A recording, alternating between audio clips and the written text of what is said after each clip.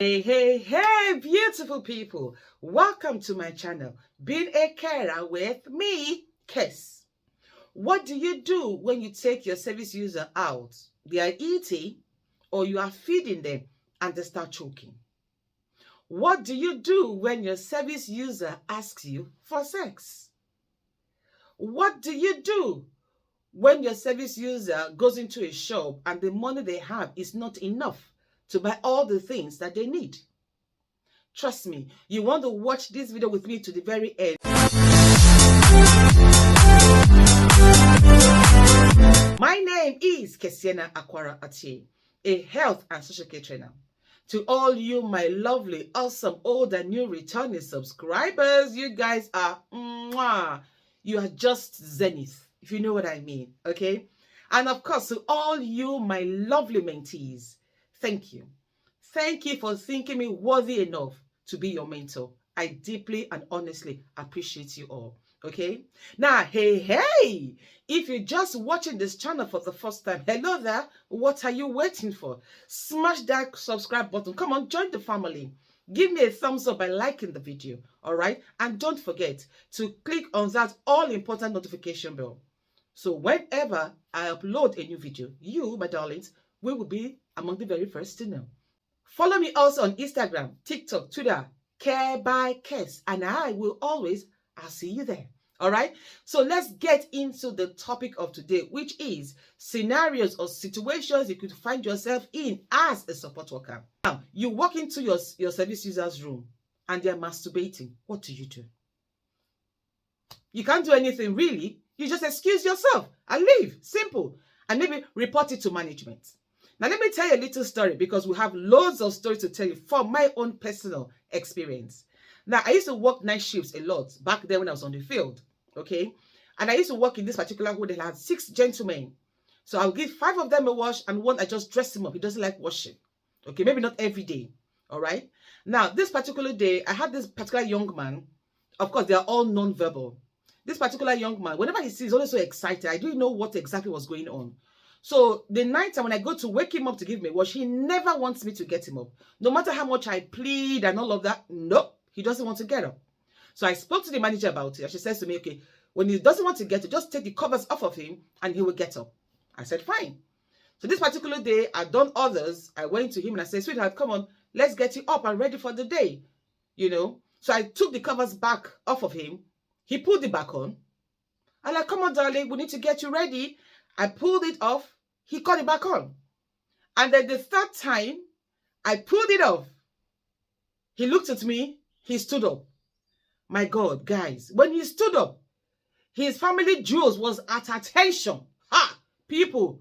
I'm like, oh, no, okay. You can lie back down. It's okay. I covered him and I ran. I'm sure you guys are laughing. He's a young man, for goodness sakes, please. I don't want stories that touch. All right.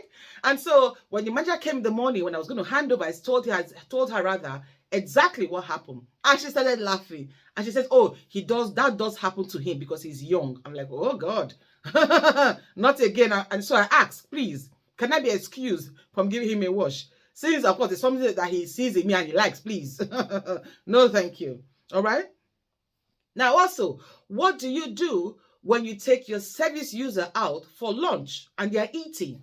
Or you are feeding them and they start choking. Now, for that to happen, it means that they are at risk of choking. So in such a situation, the first thing you want to do is to observe that you are following all the rules to prevent such an incident from happening. Now, in those kind of situations where your service user has a possibility or a risk of choking, what do? We have what they call a 2-plate system. So you have the food in one plate. And you have another plate, an empty plate for the service user. What do? You scoop like 2 spoonfuls or whatever on the service user's plate and let them eat gently. You're monitoring them, okay? So, and of course, you have to prevent them rushing because they tend to rush their food. That's why they choke. Now, let's say you've observed all of those things and the person is choking. What do? Now, between your shoulder blades is a depression where you have your spinal cord. So what do? You turn them, you make them cough, first of all. Because so you know, choking, or should I say, somebody can die from choking, or someone can have a life-changing injury from choking. Why? Because your airway is blocked. So oxygen is not going to your brain. And you know what that means?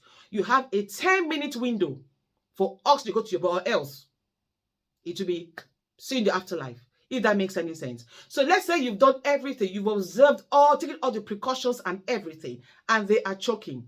Now you see this part of your hand, it's called the heel of your hand. You go behind them, the depression, the shoulder blades, and then the middle of where you have the spinal cord. You go there and then you 5 strong back blows. Okay. Now, if that does not work, you do what we call abdominal thrust. What do? I'm going to stand up to show you exactly what I mean. Your hand is in a fist. This one, I'm right-handed, so my right hand is in a fist. Okay. And then I look for their depression, the little squishy part here, the diaphragm. Okay. So I put my fist on there. All right. And I take my other hand over it and I go in, up, in, up, in, up. I do that 5 times. Now, if the blockage is not out of their mouth yet, I repeat my back blows 5. If for some reason they pass out, as in they faint, you start CPR. I will, at some point do a video on that as well. Okay. Now, you keep giving them the back blows and the abdominal thrusts until the blockage comes out. All right. And if that happens, you might need to call the office or call the paramedics, whatever your company protocol is, so you can have attention. Why? Because from choking, a person can have internal hemorrhaging, and you don't want that. That's a serious problem, if that makes any sense. All right. Now, what do you do as well as a support worker when you take your clients out to buy something and they insist on having more things that their money can afford? Because normally, that's what happened to me as well. You take them out, they're giving certain amount of money every day. All right. And they have to stick to that, budget, if that makes any sense. Now, a colleague of mine went out with a service user and he had £10 and he wanted 3-4 things that cost about £15. And she says to him, sweetheart, or their name, however they want to be called. Now, this is this, this is this, this is this, this is this. Now, put them all together, it comes to what? £15. How much do you have, my dear? He says he has £10. And you're like, okay, so what do? We can have everything. We don't want the shopkeeper or the cashier calling the police on us, do we now? No, he says no. Okay, so what do? We'll have to drop some things. Is that okay? And then tomorrow we'll come in and take the others. If that is okay. And the guy nodded. Okay. Now, if she had commanded, no, you can't have that. Drop it. No, you don't have enough money. She would have had a serious meltdown on her hands at the shop. So she was very diplomatic, prompting, allow him to reason along with her and give her the answers she was looking for. That's how to go about it. Yeah? Does that make any sense? Okay. Now, what do you do if your service user, somebody you work with every day, suddenly becomes moody and very uncooperative? You want to ask yourself a question. What is wrong?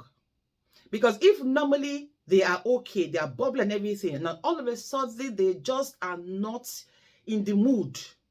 It could be several things. They just want to be on their own because they like that sometimes. It could be something is wrong, and particularly when they're non-verbal, they don't know how to communicate. And so what do? They present challenging behaviors. Okay? Now, this experience I'm going to share with you right now, again, like I said, I have loads of stories for you guys. It's from a colleague of mine who had the same situation. Now, she was working in a particular supported living home, rather. And this particular service user, in the morning, he's always very angry. So like, everybody's afraid to go close to him. And then she realized that when a particular guy is on the shift, his mornings are horrible. But when somebody else is on the shift, it's not so much. So she go asking, what time do you wake these guys up for a wash? And he says, oh, around 6, he gets them up, blah, blah, blah, blah, blah. And now I have worked in some living homes, and I know that you don't wake them up to give them a wash. No. You leave them. They go out at 9. Their day starts at 9 when they go out, or 9:30. And so you leave them until they wake up before you give them a wash.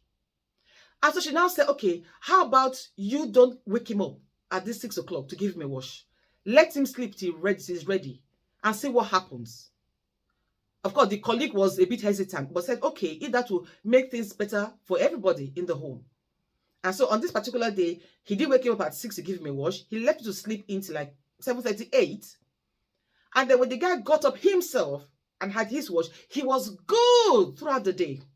And so they realized that it was what the colleague was doing that was making him so upset and making everybody in the home miserable, which was a very good one, a very good observation rather. Okay, so there's so many things you could face. Supposing you are, giving your service user a wash, and he says to you, "Oh, can I have sex with you?" What would you do? Guys, now this happened to me. It's not like it happened to somebody. This happened to me. Now, I was working this particular Saturday living homes, and in the morning, as a night shift, I was in a night shift rather. And normally, you give them a wash in the morning. Not all of them, a few of them, those who wake up. Okay. And so this guy, he got up. I went to give me a wash. And whilst he was, all in his birthday suit, and I was giving him a wash, he's telling me, "Oh, I like sex, Kes. Do you like sex?" I'm like, "I beg your pardon?" Guys, it wasn't so funny because this guy is very tall and huge, and I am, maybe it's just like here for him. And I'm like, "No, do you see this my wedding band?" He says, "Yes. See, I am married and I cannot have sex with anybody but my husband." And he says, "Oh," he keeps quiet. So I'm dressing him up, putting his trousers on and everything, and he's still telling me, "Oh, I like sex, Kes. Do you like sex? Can we have sex?" And I like, my face became very firm and stern. And I said to him, "Do not talk to me about sex. I can't have sex with you, and I'm going to report you." And when I said I was going to report him, what did he do? He kept quiet. I said, "Oh, no, no, no, I don't want you to." I said, "No, I am. You shouldn't be behaving like that." And of course, don't even think about it. I left the room fast when I was done. Okay. And of course, when the morning shift people came over, when I was handing over, I was, reporting what exactly happened. And they were speaking to him. "Oh, no, you don't do that next time. Now you need to go apologize to Kes." And he comes, he says, "Oh, I'm sorry." And it's okay, but just don't do it anymore. All right. So these are scenarios or situations you could find yourself in. All right. Now, in my next video, I should be telling you the kind of scenario you could face as a healthcare assistant or as a carer in the community. All right. So until I see you then, never you forget this, that no matter what the matter is, you, my lovelies, you matter so much more. Over.